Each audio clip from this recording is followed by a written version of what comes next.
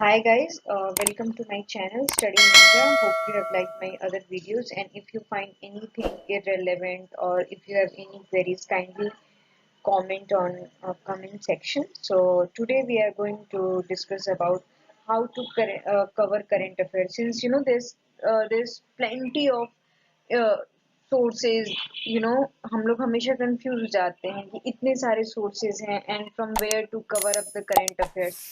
So among all these plenty of sources, short we need to short down and we need to find out, from where exactly we have to cover up the current affairs. And first of all, I just want to tell that why this always question is that few people just focus on current affairs part only, or few people just focus on static part only. So my advice to all those people, that those who are focused on static part only, that current affairs plays a very important role for any competitive exam because it covers almost half of the question paper. And those who are just covering up current affairs, so they should also read static portion as well, because without understanding static portion, so sometimes it's very difficult for us to understand the current affairs themes also, and we could not get that what this actually news is saying. तो हमें current affairs पढ़ना इसलिए ज़रूरी है क्योंकि हमारा mostly जो section है, हाफ ऑफ द सेक्शन जो क्वेश्चन पेपर का होता है वो करंट अफेयर्स से आता है. और जो लोग बस करंट अफेयर्स पे फोकस करते हैं उनके लिए भी मैं बोल रही हूँ कि स्टैटिक पढ़ना भी इम्पोर्टेंट है, बिकॉज अगर यदि आप स्टैटिक नहीं पढ़ेंगे तो करंट अफेयर्स के बहुत सारे थीम्स हैं, बहुत सारे जो टॉपिक्स हैं, क्वेश्चंस हैं, वो आपको समझ में नहीं आएंगे. इसलिए दोनों का एक साथ मिश्रण होके और दोनों को बैलेंस करके चलना ही एक बेटर प्रिपरेशन माना जाता है. तो आइए हम जानते हैं कि करंट अफेयर्स को कवर कैसे करते हैं, क्योंकि बहुत सारे सोर्सेज हैं तो इसमें हमारे लिए बहुत डिफिकल्ट हो जाता है कि कौन से सोर्स को हम रेफर करें, कैसे पढ़ें, क्योंकि बहुत ऐसा टाइम होता है कि पूरा टाइम हमारा करंट अफेयर्स में ही चला जाता है. तो हमें ये चीज़ नहीं करना है. तो आइए हम देखते हैं कि कैसे करंट अफेयर्स को कवर करें. सो करंट अफेयर्स के लिए सबसे पहला बेसिक चीज है कि रीड न्यूज़पेपर डेली.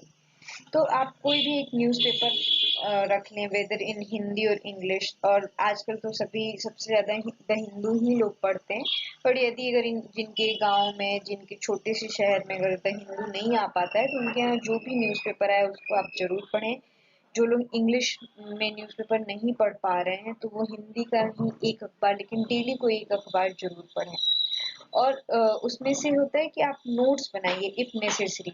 मैं इफ नेसेसरी यहाँ पे इसलिए लिखी हूँ क्योंकि कभी कभी क्या होता है कि पूरा टाइम हम जो न्यूज़पेपर में पढ़े होते हैं उसका पूरा का पूरा एग्जैक्ट इन्फॉर्मेशन हम कॉपी पे उतारने लग जाते हैं. तो उससे हमारा क्या होता है, बहुत टाइम भी चला जाता है.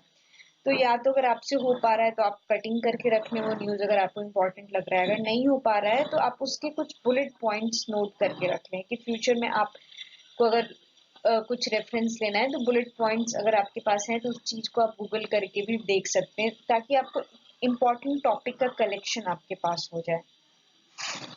और मैं न्यूज़पेपर के बाद ये बोल रही हूँ कि उसका समरी पढ़ना भी हमें बहुत ज़रूरी है, क्योंकि क्या होता है कि कई बार न्यूज़पेपर पढ़ के हम भूल जाते हैं. तो समरी में क्या, और बहुत सारी इंपॉर्टेंट चीज़ों पे हम ध्यान देना भूल गए. तो समरी में क्या होता है कि जो इम्पोर्टेंट टॉपिक होते हैं उसके समरी लिख देते हैं, और ये हमें इनसाइट पे मिल जाते हैं, फोरम आईएएस, आईएएस बाबा, विजन आईएएस, बहुत सारे साइट्स हैं जो इनके समरी देते हैं. तो उसमें क्या होता है कि न्यूज़पेपर के साथ साथ पीआईबी की भी समरी दी होती है.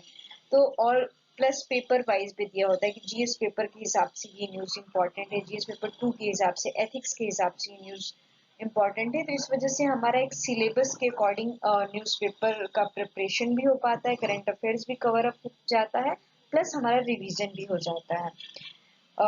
Read monthly magazine. तो बहुत लोग बोलेंगे कि अगर हम न्यूज़पेपर पढ़ ही रहे हैं तो हमें मंथली मैगजीन पढ़ने की क्या जरूरत है. जस्ट बिकॉज कि न्यूज़पेपर हम पढ़ के भूल जाते हैं, तो हमें मंथली मैगजीन 90 पेज का होता है, हमें 2 दिन लग के, 3 दिन लग के, 4 दिन लग के, जिसकी जितनी भी स्पीड है, फ्रिक्वेंसी लग के, एक हमें मंथली मैगजीन को जरूर पढ़ लेना चाहिए अच्छे से. और उसमें जो कुछ भी इम्पोर्टेंट पॉइंट्स हैं उसमें क्या होता है कि आपको सजेशंस भी दिए होते हैं, उसमें मेंस ओरिएंटेड भी बहुत सारे कि निगेटिव पॉइंट्स क्या हैं, पॉजिटिव पॉइंट्स क्या हैं, किसी भी न्यूज़ की, किसी भी स्कीम का एनालिसिस दिया होता है, कंक्लूजन दिया होता है। इस वजह से हमें मंथली मैगजीन को कवर करना बहुत जरूरी है।